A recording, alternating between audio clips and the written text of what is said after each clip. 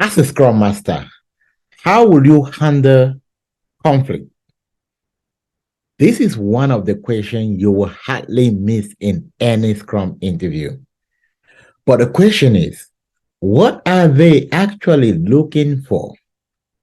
Now, the reason why this is one of the most asked questions is because Scrum, it's about working with people.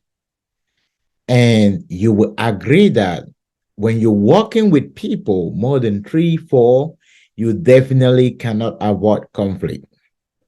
But the first thing we want to understand here is when we talk about conflict, what is conflict? Right? Because this is where a lot of people get it wrong and they're trying to kind of conflict. What is the type of conflict I can give? What is an example of conflict I can give? All right, we're gonna handle that in this video. But the first thing I want you to pay attention is what the concept conflict is all about. Now, conflict is difference in opinion. Now, personality crashes and misunderstanding. So I might be thinking differently from you. That's already a conflict. So don't always think a conflict as maybe two profiling. All right. So now we have that understanding. In this video, I am going to give you an approach on how to answer this question and also how to be able to pick different case studies. So at the end of this video, I'm going to give you about 3 different case studies. You want to watch up to the end. Now, before we go ahead, couple of announcements. On the 17th of March, we are launching our Scrum Master training program. This is for those who don't have any background in SAFe, in Scrum at all. So if you're interested, use this number on the screen, reach out to me. For those who enroll before the end of this week, so today's the 6th of March. So if you enroll before the 12th of March, which is the Sunday, you definitely have a personal discount from me. So if you want to get in that training on the 17th, simply just send me a text, I am in. Before, so for those who are enrolling before then, are you already certified and you're in a job market and you're frustrated that you're not getting the job? Trust me, we have a plan for you that's going to help you close that gap. For those who are certified and you are not certified as a SAFe Scrum Master, trust me, you need SAFe to survive in the market today. You want to be in our training on the 17th just to acquire your SAFe Scrum Master. Okay, so let's go straight to the question for today. How will you handle conflict? I'll give you the 5 steps, which if you outline it, you definitely not miss out anything. So the first step in order to handle conflict, number 1, is to acknowledge that there is conflict, because if you don't accept, you will not understand that, or you will not agree to solve it. Now, the second step is to listen actively. The third step is to identify the root cause. The fourth step is to collaborate on the solution. And the fifth step is to follow up. I know you were expecting, oh, I'm going to hold a one-on-one with the person and then find out what is happening. That is good. But if you want to address conflict as a coach, the first thing is that we are looking for you to outline what are the different steps that are engaged or are involved in addressing the conflict properly before you go ahead to start telling us, holding a one-on-one and finding out. So now, if you have been asked this question in an interview, this is how I recommend you address it.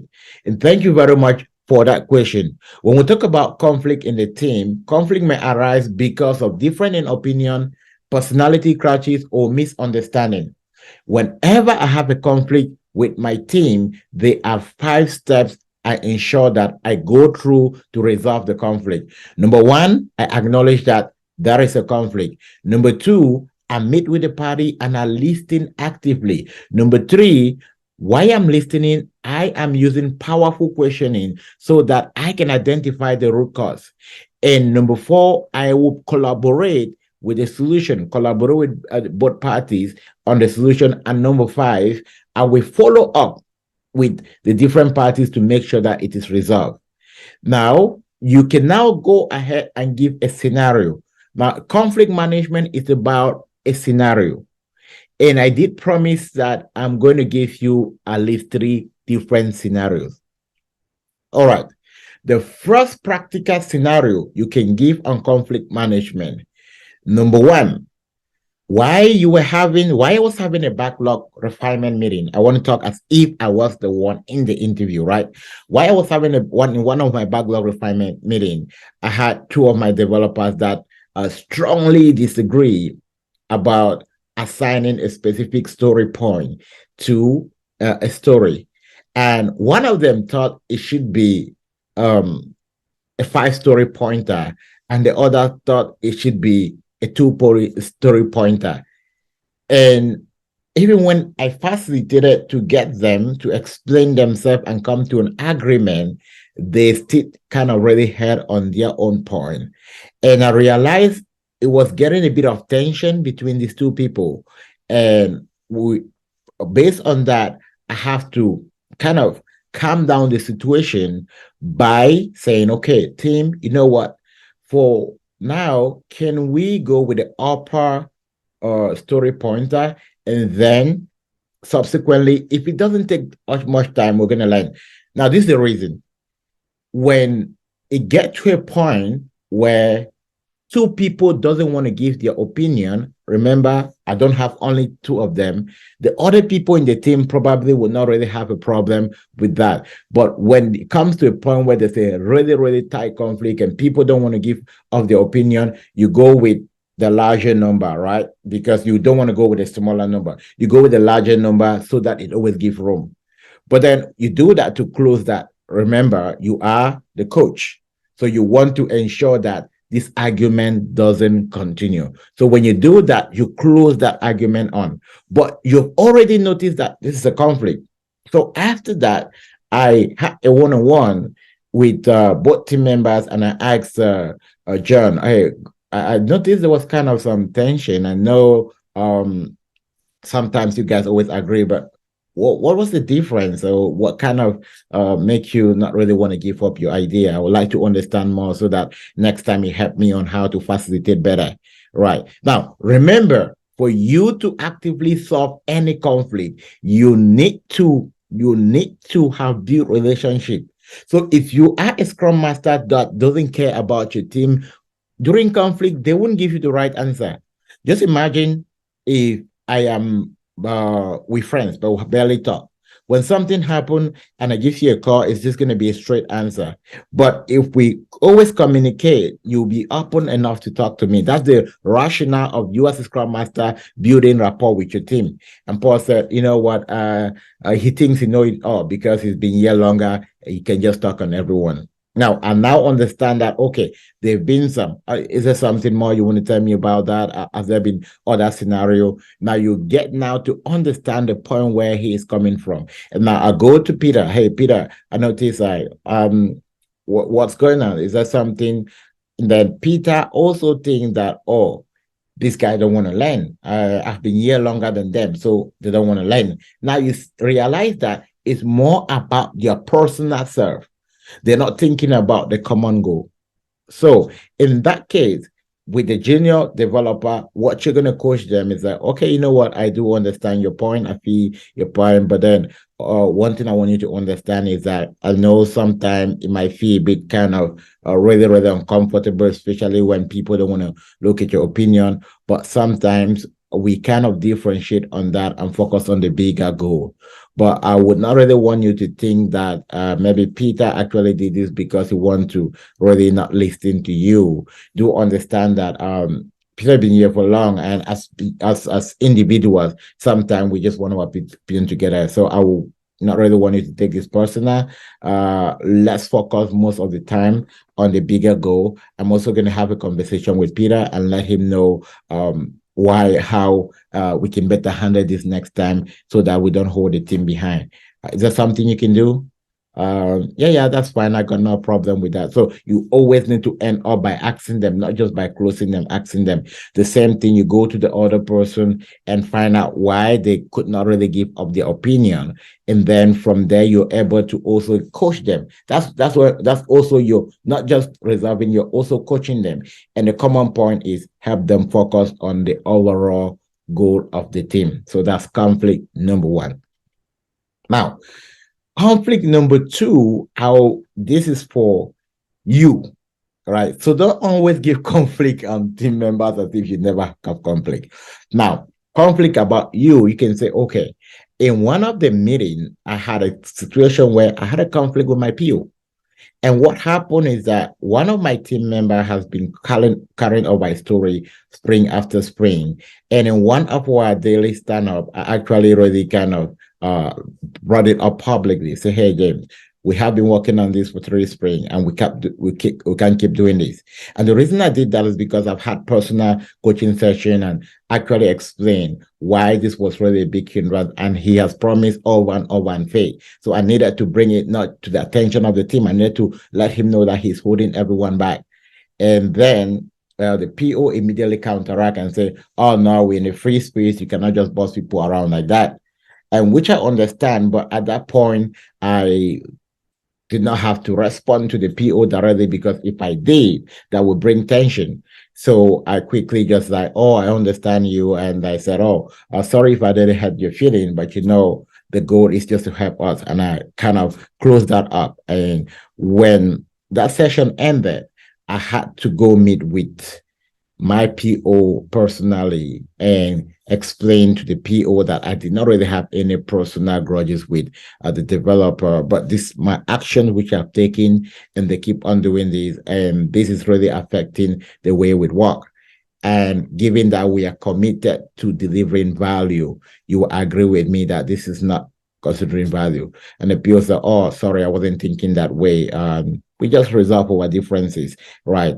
And that was how we keep on. And I also actually have to work with the PO to understand that we are all team leaders. So even if the way I approached the team member was wrong, it wasn't really all right to kind of speak publicly because it created tension for the entire team. And we had an agreement that anytime we have a misunderstanding, we need to step back and discuss them and not really have open exchange within the team. Okay, perfect. Now, the third level of conflict, now this was the higher one, right? Which is conflict with management. So we've given you conflict, team members with team member, conflict between you and the PO. Now, conflict between, let's say, between you and management. Then I'll give you one more and we close. Now, a conflict that can happen between you and the management. Now, let's say that you had a conflict and your manager attended one of your retrospective attended one of your attended one of your spring planning meeting. And then he noticed that one of the stories has been carried over 2 different spring without asking a reason why this has been handled. The manager immediately launch a direct attack. Okay, look, you need to be working on your capacity. You are not working on your capacity, and this is the reason why you're carrying this over and over again. You need to sit up as a team lead. I don't want to ever see this again. All right, that's a conflict. All right, exchange of idea. Okay, I immediately assured the manager that this is not going to happen again, and we are going to do everything possible to fix this. Right, but this was a conflict for me because we have done everything possible, and this specific story, we have even escalated it to the manager, and it has everything tagged there. So at that point, the manager had no clear follow-up, right? I know that the manager was definitely not really happy that this has been going on over and over again, and a very serious story. But this story had a major blocker, and which we have even escalated to the manager, but then he has not paid close attention to that. Now, at that point, it was a conflict because I needed to defend myself right there, right? But then it's not right to argue with your manager in front of your team. So I had to accept that blame so that we can close. But later on, I was able to meet with the manager and actually explain and show the manager the number of times we've escalated that problem to his desk, and where he even made a comment that he is going to do a follow-up with that, and he has not done that. And I also gave the manager that I even went ahead directly to contact the DevOps team to see if they can resolve this challenge. But the DevOps team told me that they had so many tickets at that point, so they could not handle it. Now, the DevOps team is a shared service, right? So because of that, this is the reason why. And the manager said, "Oh wow, sorry for that. Sometimes many email come there." So that's an important conflict because you're not putting your manager on the spot. It just show how you handle your maturity in leadership. Okay, one last conflict.